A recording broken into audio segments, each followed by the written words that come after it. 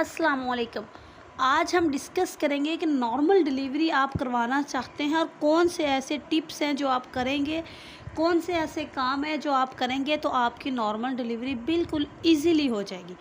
सबसे पहली चीज़ ये है कि आपने 40 वीक तक इंतज़ार करना है, यानी कि 40 हफ़्ते तक आप लोगों ने इंतज़ार करना है नॉर्मल डिलीवरी के लिए। ये ना कहें 40 हफ़्ते तक पूरे 10 महीने बनते हैं, ये ना कहें कि 9वां महीना ख़त्म हो गया 10वां शुरू हो गया, अब क्या होगा, क्यों नहीं हो रही, बार बार डॉक्टरों के चक्कर लगा रहे हैं, तो आपकी नॉर्मल डिलीवरी वहीं पे स्टॉप हो सकती है। वो इसलिए कि आपको फॉल्स पेन आएंगी। डिलीवरी से पहले फॉल्स पेन आती हैं जो कि बच्चा अपनी जगह बनाता है, नीचे की तरफ आता है और हम उनको ओरिजिनल दर्दें समझकर, हम टाइम ऊपर समझकर डॉक्टर के पास बार बार जाते हैं और सी सेक्शन करवा बैठते हैं। दूसरी चीज़, जब आपको छोटी मोटी दर्दें होनी है 9वें महीने में, 36 वीक पे आपको दर्दें स्टार्ट होनी है या 34 वीक पे किसी को स्टार्ट हो जाती है, तो इन हफ्तों पे जब दर्दें स्टार्ट होती हैं वो ऐसी होती, कभी हुई कभी हट गई, रात को हुई दिन को हट गई, दिन को हुई दोपहर को हट गई, शाम को हुई सुबह तक हट गई, कभी मतलब होगी और हट जाएगी। तो ऐसी जो दर्दें हैं इनको आपने सीरियस नहीं लेना, इनको आपने बर्दाश्त करना है। अगर आपसे ये दर्द बर्दाश्त नहीं हो रही तो तब जाके आपने इसकी मेडिसिन लेनी है। इसकी मेडिसिन भी मौजूद है। हमल के दौरान बहुत ज़्यादा मेडिसिन नहीं खाती, सिंपल स्पार्डिक्स टैबलेट है, SPADIX स्पार्डिक्स। ये आपने 3 टाइम खानी है। आप देख लेंगे गायनाकोलॉजिस्ट वगैरह जिससे आप चेकअप करवा रहे हैं तो आपको आपकी डॉक्टर यही टैबलेट देंगी।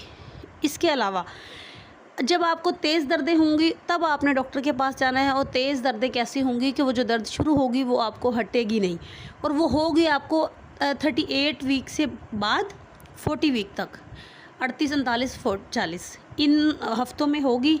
वो दर्दें नॉर्मल डिलीवरी की होंगी। अब आपने करना क्या है, जैसे ही आपको 7वां 8वां महीना स्टार्ट होता है तो आप अपने हस्बैंड के साथ रिलेशन जो है वो आप कायम रखें। अगर आपके हस्बैंड बाहर हैं, कहीं काम पे हैं, दूर हैं, आपने रिलेशन बनाना है सिंपली।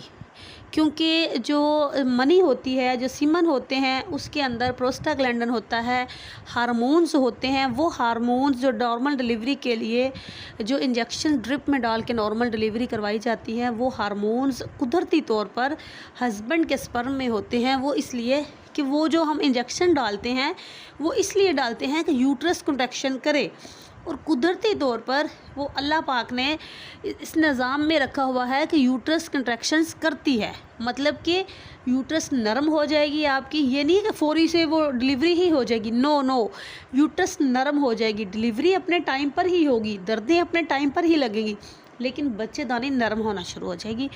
आपने कोशिश करनी है कि इंटरकोर्स करते रहना है। अगर आपको या आपके बच्चे को इंटरकोर्स करने से कोई नुकसान नहीं है, आपको डॉक्टर ने मना नहीं किया, खुद से आप इसको अवॉइड नहीं करें। इसके अलावा आपने अपने ब्रेस्ट को स्टिमुलेट करना है, आपने ब्रेस्ट को पे मसाज करना है, निप्पल्स को पकड़ के हाथों से हल्का हल्का मसाज करना है, करोला की शक्ल में आपने साइडों पे उस पर एरोला पर मसाज करना है खुद। ये इससे भी आपके जो ऑक्सीटोसिन हार्मोन है वो रिलीज़ होगा और यूट्रस को ये हार्मोन नरम करेगा। ये इतनी अच्छी टिप्स है कि इनसे जो आपकी बच्चेदानी है जब तक डिलीवरी होती है तब ये नरम हो जाती है। जब ये नरम हो जाती है तो फिर डिलीवरी बहुत ही आसान हो जाती है। इसके अलावा आपने किस चीज़ का ख्याल रखना है, आपने खुद को कब्ज़ नहीं होने देनी, कॉन्स्टिपेशन आपको नहीं होनी चाहिए।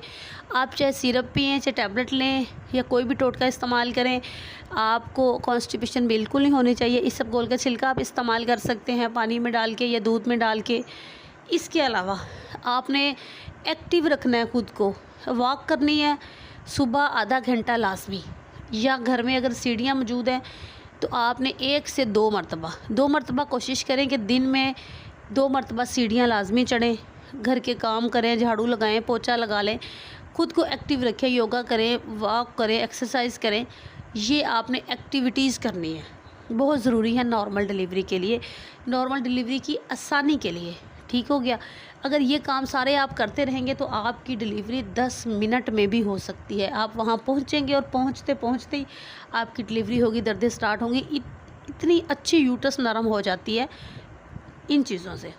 इसके अलावा आपने क्या करना है, इसके अलावा आपने अपनी डाइट को थोड़ा सा रखना है इम्प्रूव।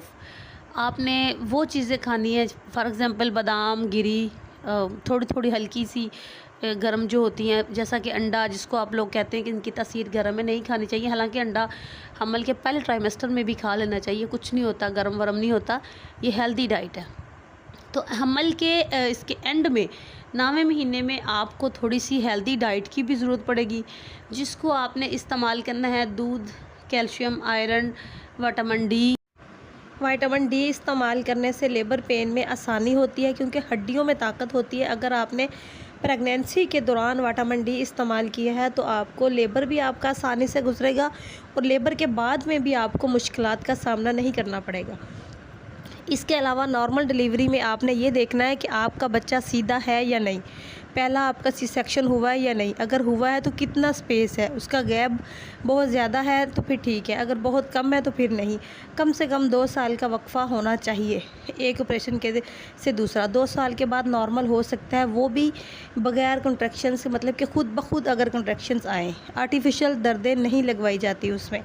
तो ये थी आज की वीडियो, उम्मीद करती हूँ पसंद आई होगी। अगर आपका कोई क्वेश्चन है किसी किस्म का भी, आप मुझे इंस्टा पर फॉलो करें और इंस्टा पर मुझे मैसेज करें, मैं आपको उसका रिप्लाई ज़रूर दूँगी। Thank you very much.